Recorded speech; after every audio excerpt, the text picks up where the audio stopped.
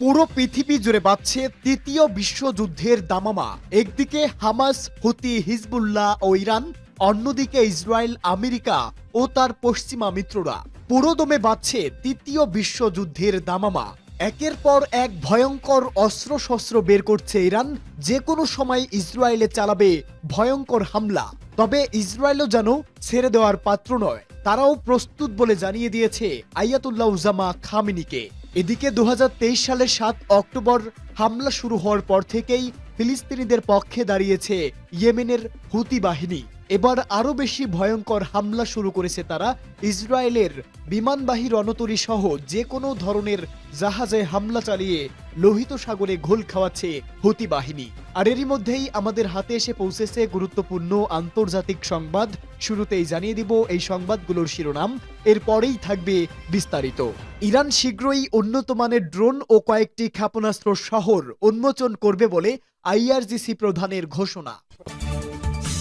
পরেই জানাবো লেবাননের স্থিতিশীলতা ও স্বাধীনতার প্রতি ইরান সমর্থন দিয়ে যাবে, পররাষ্ট্রমন্ত্রীর মন্তব্য।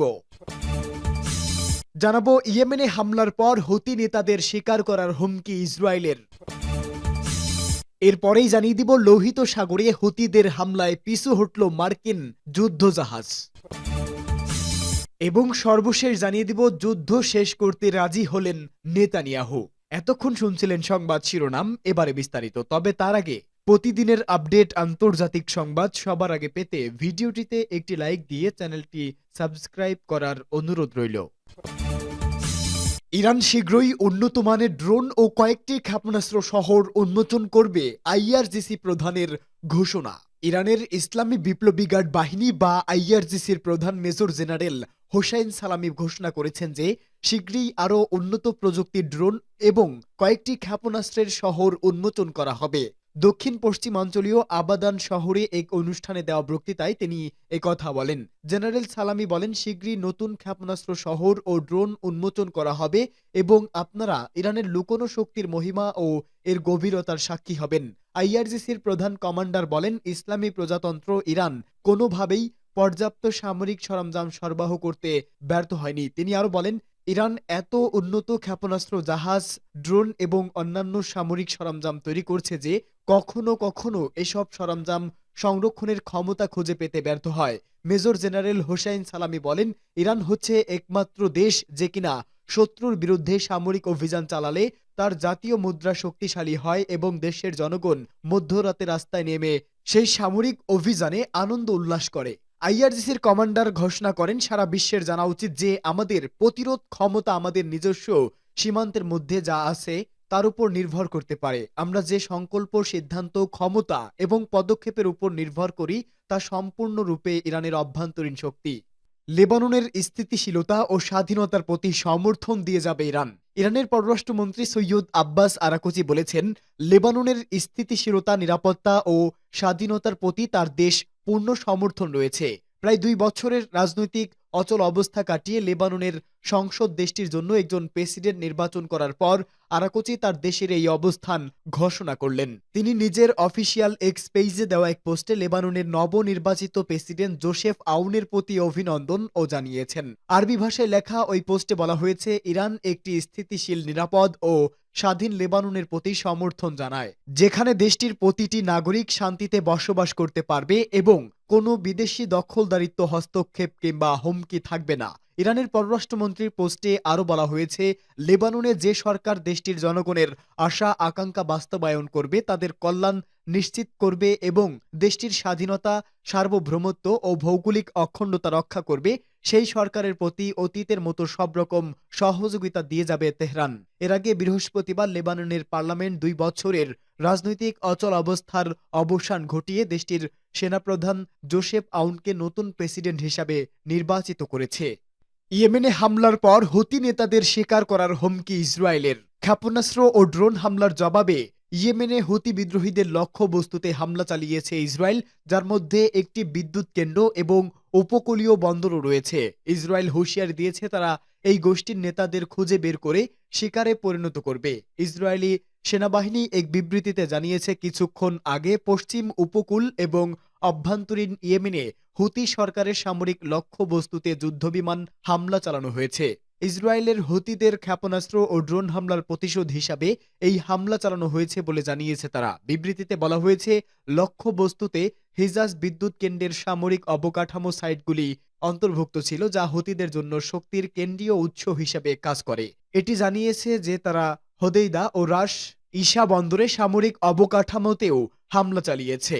হামলার পর এক বিবৃতিতে ইসরায়েলি প্রধানমন্ত্রী বেনিয়ামিন নেতানিয়াহু বলেন, হুতি তার দেশের উপর বারবার আক্রমণের জন্য শাস্তি পাচ্ছে। তিনি বলেন, আমরা যেন প্রতিশ্রুতি দিয়েছিলাম হুতিকে আমাদের উপর তাদের আগ্রাসনের জন্য চড়া মূল্য দিতে হচ্ছে এবং তারা এখনও দিতে থাকবে।